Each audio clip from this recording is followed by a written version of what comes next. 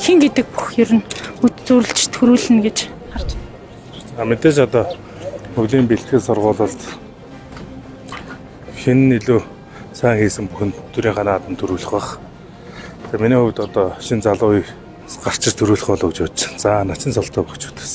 Дээшээ сайхан явж барилдаасаа гэж боддог бөхчүүд жишээ нь хин байна.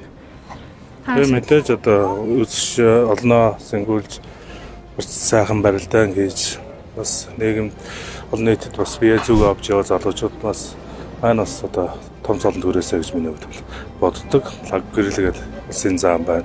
Батмагнад улсын начин бас сайн барилдаасаа гэж бодож байна. Наадам гэхээр ер нь танд хамгийн түрүүнд юу санаанд ордог? Манай нутагч өөрөө тийм айраг багтаа дугуй гошуур баг байхгүй байсан манаас юм. Тэгэхээр наадам бол угаасаа л хүн болгоны.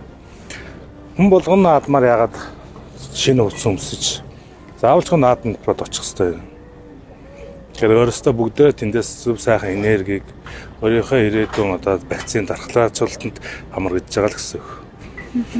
Та ер нь хичнээн дээлтэй вэ? Одоо яг энэ өмссөн байгаа дээлийг нь хэн урлаж өгч ирсэн бэ? Аа манай нутгийн нэг ихч миний дээл хийдэг. Миний дээл тоолоогоо 2-3 авдрал байгаа. Өв соёлоо эрхэмлэж ухтаг ирээдүйг хамтдаа бүтээй. Халзан мөрөгтэй төсөл.